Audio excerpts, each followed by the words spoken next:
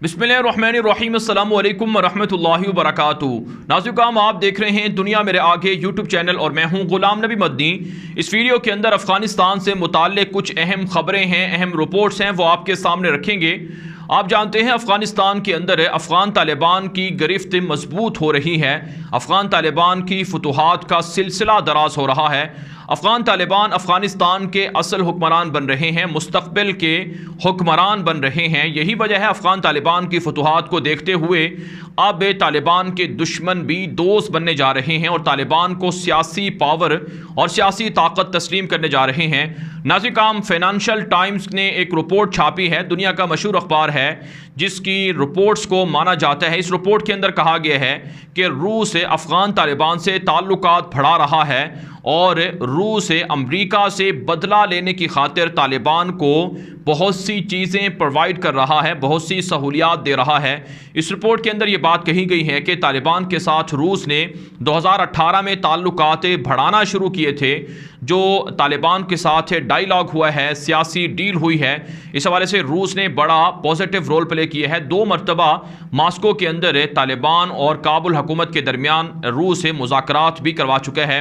तो इस रिपोर्ट के अंदर ये बात कही गई है कि सदर पुतिन खुद तालिबान को एक सियासी ताकत तस्लीम करके तालिबान से रूस के हक में हिमायत ले रहे हैं और इसी मकसद के लिए रूस ने ताजिकिस्तान के अंदर जो असलहा मुंतकिल किया है, जिसके अंदर जंगी साजो सामान है, टैंक हैं, ख़तरनाक जहाज़ हैं, गोला बारूद है, यहाँ तक के फ़ौजी हैं, स्पेशल दस्ते हैं, इनको अफ़गानिस्तान के बॉर्डर पर मुंतकिल करने का मकसद और कुछ नहीं है कि इस बात की हिमायत दिलाई जाए, इस बात की यकीन दहानी कराई जाए कि रूस तालिबान के ख़िलाफ़ नहीं है और पड़ोसी मुल्कों को भी रूस कायल कर रहा है कि तालिबान को तस्लीम किया जाए, तालिबान के साथ ताल्लुकात बनाए जाएँ। और नाज़रीन, जो रूस का मौक़िफ़ है अमेरिका के फ़ौजी इनख़ला के हवाले से, वो ये है कि रूस फ़ौजी इनख़ला के हवाले से काफ़ी खुश है और पुरजोश है। इसी हवाले से रूस के जो मंदूब हैं ज़मीर काबलोफ है, उन्होंने अफ़गानिस्तान के हवाले से अमेरिका के फ़ौजी इनख़ला के हवाले से जब एक इंटरव्यू के दौरान सवाल का जवाब दिया तो उन्होंने कहा कि रूस खुश है कि अमेरिका फ़ौजी इनख़ला कर रहा है। यहाँ तक कि नाज़रीन, रूस ने अफ़गानिस्तान के अंदर मज़ीद अमरीकी फ़ौजियों की आमद या पड़ोसी मुल्कों से तालिबान के ख़िलाफ़ या अफ़गानिस्तान के अंदर कार्रवाइयों की भी मज़म्मत की थी। ताजिकिस्तान ने, तुर्कमानिस्तान ने, उज़्बेकिस्तान ने अमरीका को फ़ौजी अड्डे फ़राहम करने से इनकार किया है। इसके पीछे पाकिस्तान और रूस की बाहमी अंडरस्टैंडिंग है। तो इस एतबार से नाज़रीन, रूस सोवियत यूनियन के ज़माने में जो कुछ अमेरिका ने रशिया के साथ किया था, रशिया के टुकड़े करने के लिए, तो उस ज़माने का बदला रूस अमेरिका से ले रहा है और यकीनन ये वही चाल है जिसके ज़रिए से अमेरिका तबाही का सामना कर रहा है। अगरचे ये ख़बरें छपती रही हैं कि रूस ने तालिबान को पैसे दिए हैं, रिवॉर्ड दिए हैं ताकि अमेरिका पर हमले किए जाएं, लेकिन रूस इन ख़बरों की और इन रिपोर्ट्स की नफ़ी करता आया है और तालिबान ने भी इन ख़बरों की नफ़ी की है। तो अफ़गान तालिबान पॉलिटिकली मजबूत हो रहे हैं और अपने आप को सेटल कर रहे हैं। यहाँ तक कि नाज़रीन, तालिबान के रशिया के साथ जो ताल्लुकात हैं उनमें रिकॉर्ड इजाफा देखने में आया है। अफ़गान तालिबान ने अभी 2 हफ्ते पहले रशिया का विज़िट भी किया है, एक डेलीगेशन भेजा था जिसने रशियन हुकाम से मुलाकातें की हैं। तो रूस मुस्तक़बिल के अंदर तालिबान को माली मदद भी देने जा रहा है, तालिबान को जो अफ़गानिस्तान के अंदर इंफ्रास्ट्रक्चर की सूरत हाल है उसको बेहतर करने के लिए जो मदद है वो भी देगा और इसी तरह से जो तालिबान के पायलट हैं, तालिबान के जो फ़ौजी हैं या तालिबान के जो साइंटिस्ट हैं या तालिबान के जो इंजीनियर्स हैं, उनको भी तरबियत देने की रूस ने हामी भरी है। तो ये एक तरह से अफ़गान तालिबान की इस्लामी हुकूमत के लिए काफ़ी अच्छी खबर है, काफ़ी मुस्बत खबर है कि रशिया और चाइना उनके साथ ताउन कर रहा है। नाज़रीन, यहाँ पर आपको ये बात जानकर हैरानगी होगी कि चाइना अफ़गानिस्तान के अंदर $60 अरब की इन्वेस्टमेंट करने जा रहा है, जो अफ़गान तालिबान के साथ बराह रास्त राबते शुरू हुए हैं। और 2 रोज़ पहले ये खबर सामने आई थी जब पाकिस्तान के वज़ीर ख़ारजा शाह महमूद कुरैशी बीजिंग के दौरे पर थे। उस वक्त चीनी वज़ीर ख़ारजा वांग ज़ई ने यह एतराफ़ किया था एलानिया कि अफ़गानिस्तान के अंदर चाइना अपना रोल बढ़ाएगा, चाइना वहाँ पर अमन व अमान के लिए किरदार अदा करेगा। तो इस वक्त जो पूरी दुनिया के अंदर जो नया वर्ल्ड ऑर्डर आ रहा है, जो नया मंजरनामा तब्दील हो रहा है, उसमें अफ़गान तालिबान सियासी तौर पर काफ़ी स्टेबल नज़र आ रहे हैं और अफ़गान तालिबान के ब्लॉक के अंदर या अफ़गान तालिबान के साथ रशिया खड़ा हुआ है, चाइना खड़ा हुआ है और पाकिस्तान खड़ा हुआ है। तो इस तरह से अफ़गानिस्तान का जो मुस्तक़बिल है वो एक तरह से काफ़ी अच्छा नज़र आ रहा है और अफ़गानिस्तान के अंदर जो मुस्तक़बिल में सरमायाकारी है, इन्वेस्टमेंट है, वो भी ज़्यादा होने जा रही है। ये जो पड़ोसी मुल्क थे रशिया और चाइना, इनको ख़तरा था कि तालिबान अलकायदा या दाइश को उनके मुल्कों के लिए ख़तरा करार देंगे या उनके मुल्कों पर हमला करने के लिए मदद फराहम कर सकते हैं। लेकिन अब इन मुल्कों को समझाया जा चुका है कि तालिबान का ना तो अलकायदा से ताल्लुक़ है और ना ही तालिबान का दाइश के साथ ताल्लुक़ है, बल्कि दाइश के ख़िलाफ़ तो ख़ुद तालिबान ऑपरेशन करते हैं। रशिया ने भी ये रिपोर्ट जारी की थी कि अमेरिका तालिबान के ऑपरेशन को ख़राब करता रहा है जब तालिबान दाइश के ख़िलाफ़ ऑपरेशन करते रहे हैं। तो इस एतबार से रशिया पुरुमीद है कि अफ़गान तालिबान अफ़गानिस्तान की सरज़मीन को रूस के लिए और ताजिकिस्तान, उज़्बेकिस्तान, ये जो सेंट्रल एशियाई रियासतें हैं, इनके लिए ख़तरा नहीं बनने देंगे। इसलिए तालिबान को सपोर्ट करना ज़रूरी है। तो सियासी तौर पर रशिया की जानिब से और इसी तरह से चाइना की जानिब से हिमायत का मिल जाना, यह तालिबान के लिए एक बड़ी अच्छी बात है और एक बड़ी खुशखबरी की बात है। तो इससे नाज़िर काम अमेरिका को बड़ी परेशानी है। इसलिए अमेरिका अब साजिशें कर रहा है भारत के साथ मिलकर और इसराइल के साथ मिलकर और नेटो के साथ मिलकर। ये जो तालिबान पर हमले शुरू किए गए हैं, ये जो काबुल हुकूमत को बचाने के लिए अमेरिका मुख्तलिफ हीले और बहाने कर रहा है, ये सिर्फ इसी मकसद के लिए है ताकि रशिया और चाइना को थ्रेट किया जा सके। तो ये बात वाज़ेह हो गई है कि इस खित्ते के अंदर अब अमेरिका का वजूद नहीं रहेगा, अमेरिका को यहाँ पर रहने नहीं दिया जाएगा। अब नाज़िर काम एक और अच्छी खबर पर बात कर लेते हैं। ये खबर है सऊदी अरब का अफ़गानिस्तान के हवाले से मौक़िफ़ का तब्दील होना।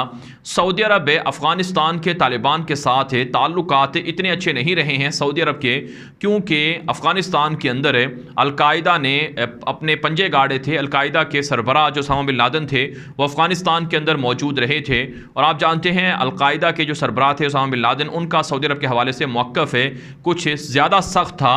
वो वहाँ की जो हुकूमत थी आले सऊद की, उसे गिराने के भी हामी रहे हैं। यहाँ तक कि अलकायदा के सरबराह पर इल्ज़ाम लगते रहे हैं कि उन्होंने सऊदी अरब के अंदर अमरीकी एम्बेसीज़ पर हमले भी करवाए हैं।